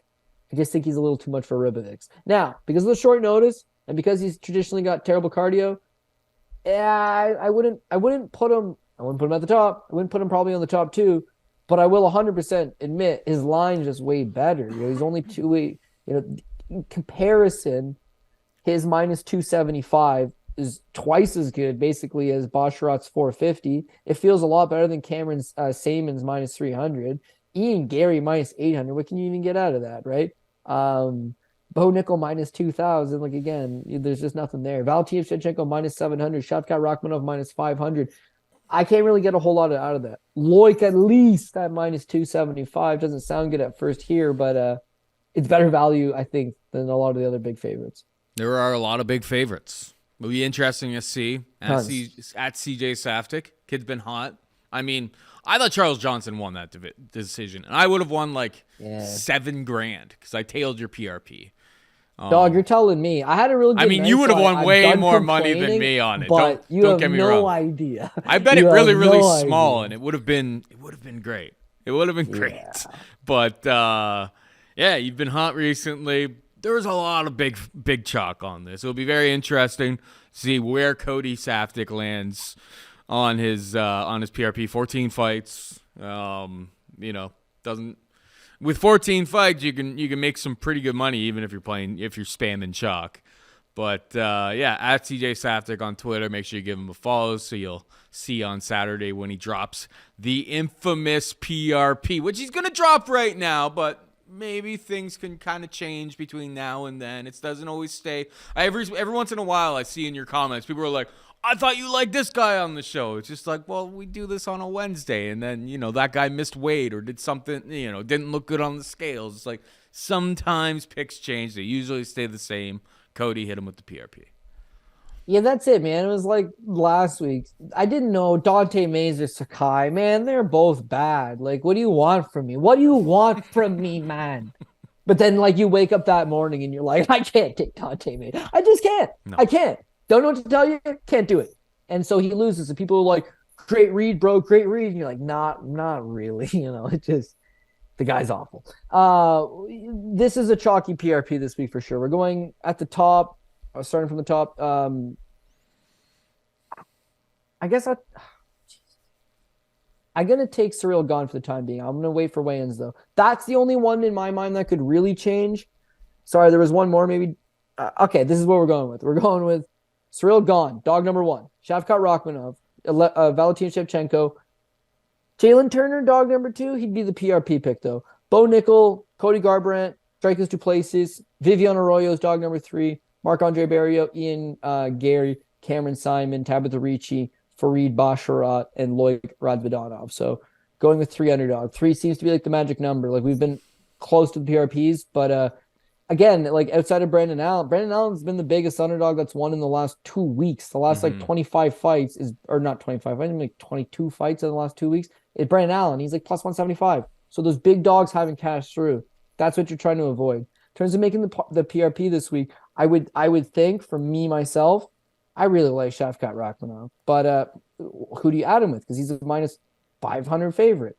So you add him with, even if you said I'm going to make a 3-fight one, and we're going to put Valentina Shevchenko at the top and Nickal at the top, you're still at minus 257. What? Say what? Okay, well let's throw on Garry. You're still at a minus 178.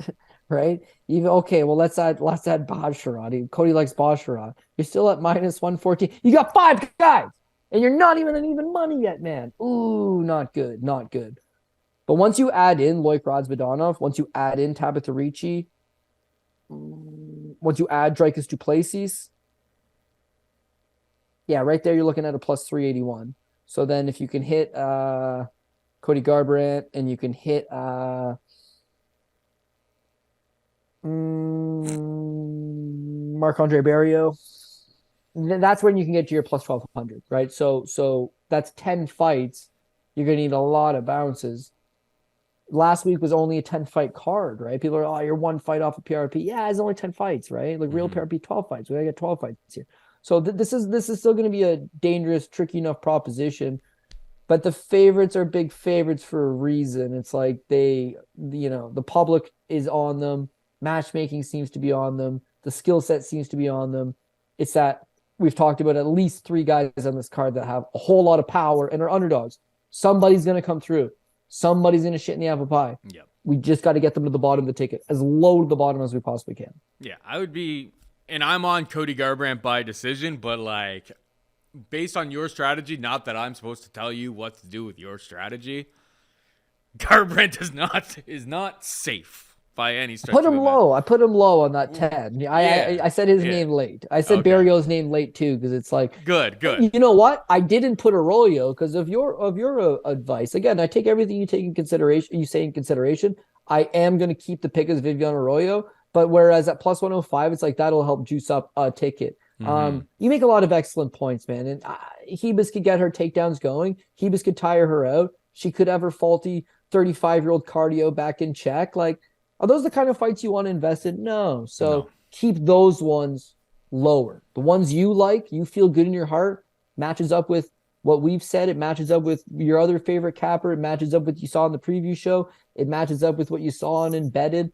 You feel good about it. Yeah, those are your locks. Those are the stuff that you got to go up to the top with. And I feel like a lot of people are going to get caught chasing props this weekend to get better value. And yeah, take it from a guy that's chased a lot of props in his life. This sticky proposition, man. There's no worse feeling than you get a fight right, where you were like, oh man, especially an underdog. Oh man, I tell you what, Brendan Allen is going to beat Muniz. I'm telling you, Brendan Allen's going to beat Muniz. He's going to take him down. Well, he's obviously not going to submit him. He's a good jiu-jitsu guy. And I don't really think he's going to knock him out. But I'll tell you what, Brendan Allen's going to win a decision. And you got it right. But Brendan Allen choked him out late in the third, and you lost your money. You made nothing from your correct prediction. There is no worse feeling. So Cody Saftic doesn't chase greasy props. Greasy parlays. That's my jam. That's my jam. Yeah, I mean, I've got Cody Garbrandt by decision plus 500. It's a plus 500 underdog. Like, I like that. There's when you make those types of bets, like, you're expecting to lose. You're more likely definitely to lose. I just think there's some meat on the bone there. And I got Barriault versus Marquez, fight goes to decision. Which is super, super greasy, but I got that at plus 225 as well. So we'll see as the rest of the week shakes out here. But yeah, it's MMA. It's just like, just because everything seems, to be cut and dry, it's just like we're constantly surprised week in and week out. I'm sure somebody out there has a ticket for Brendan Allen to get a submission victory over Andre Muniz last week, but there's not many people with that ticket. I will tell you that third round much. stoppage would have been in hindsight. Everything looks better in hindsight. In hindsight, it was like, yeah, I don't think that Muniz is all that good, but if you were going to exploit him, it would be late. Take him out late. So again, that's the beauty of hindsight. But to say straight up, I thought he was going to submit him, or, furthermore, to say submit him in the third round. Yeah, that's crazy. But there's always people get it. People get crazy picks. There's never been upset where nobody got it. Someone always gets it. But in the same breath, that guy might get everything else wrong. Like, I won't name him, but you and I worked with him.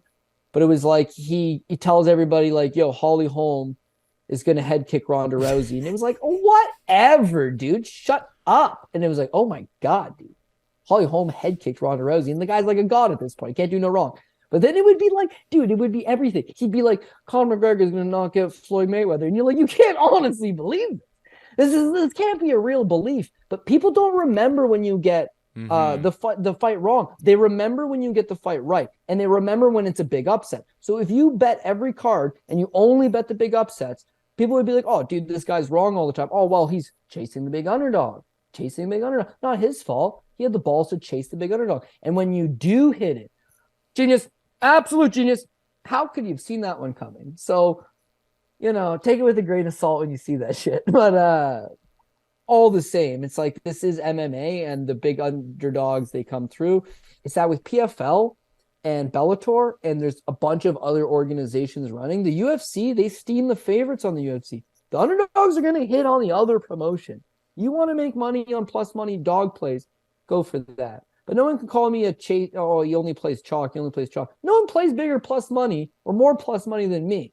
Thing is, to get that plus money, I got to parlay a bunch of chalk. So it is what it is. We all have our betting strategies. I'm happy with mine. And all I can say is, thanks for listening to the show. I appreciate all the support. And hopefully our advice can help you in any small way. If you've done good the last 2 weeks, enjoy it, because I'm going to screw you at some point. Don't know when. At some point, my picks won't be great. Hopefully not this week, because I'd love to make some money in this tasty-looking pay-per-view. There's no certainties whatsoever in MMA, so there is no such thing as a sure thing. There is no free money.